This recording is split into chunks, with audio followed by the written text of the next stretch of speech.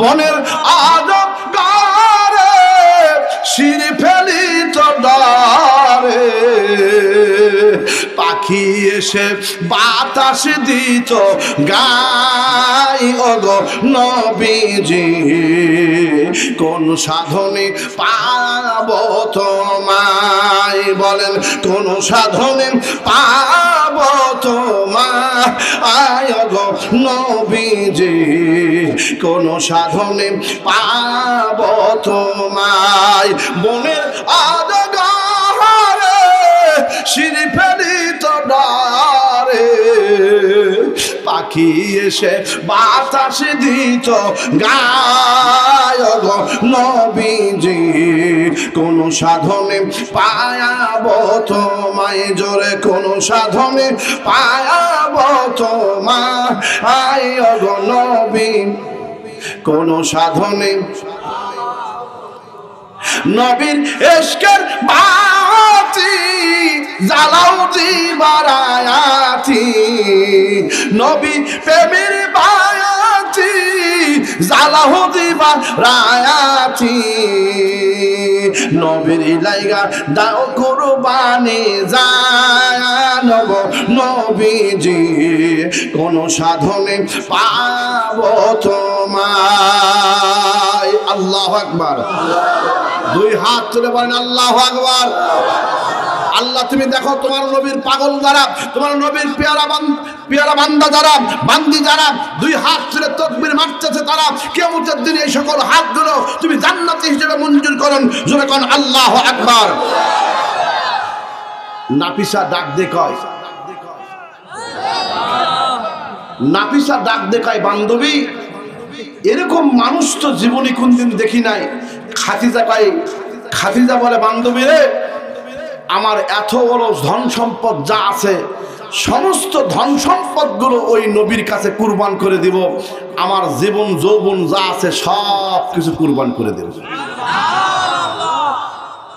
যাও পয়গাম দাও আমি তাকে বিয়ে করতে চাই নিয়ত করেছিলাম জীবনে আর বিয়ে বসবো না কিন্তু এমন একটা মর্যাদা দেখলাম এরকম মানুষ জীবনে কোনদিন দেখি নাই এই ব্যক্তির কাছে আমার পয়গাম দিয়ে দাও মেয়েদের কাছ থেকে পয়গাম গেল ছেলেকে পছন্দ করলো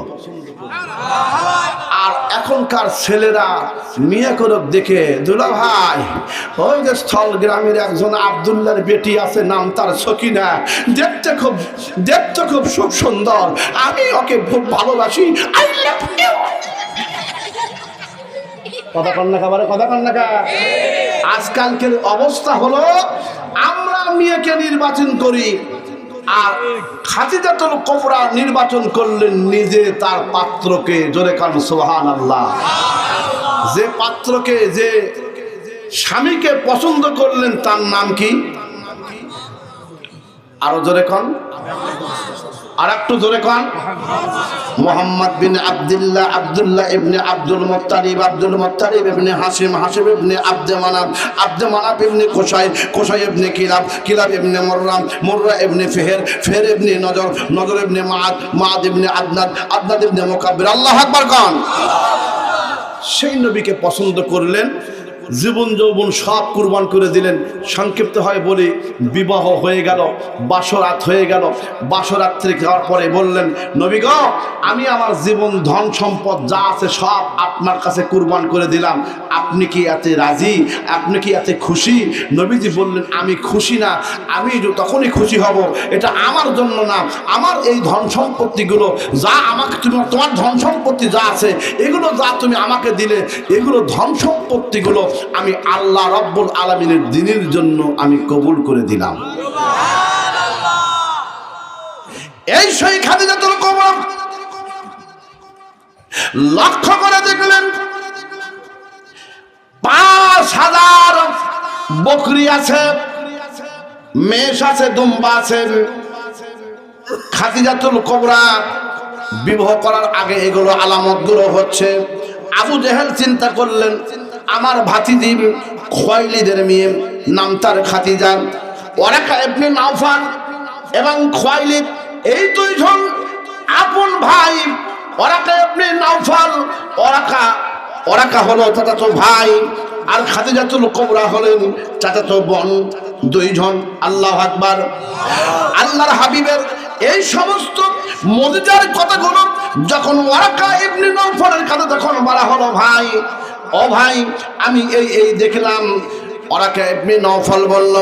ও বন্ধু তুমি আমার কাছে যেগুলো বর্ণনা করেছ এগুলো যদি সত্য হয় আমার বিশ্বাস সে অবশ্যই আমার আল্লাহ রাব্বুল আলামিনের পক্ষ থেকে শেষ নবী হয়ে এসেছে। মাকানা মুহাম্মাদুন আবা আহাদিম মির রিজালিকুম ওয়ালাকিন রাসূলুল্লাহি ওয়া খাতামান নাবিয়্যিন وكان الله بكل شيء عليما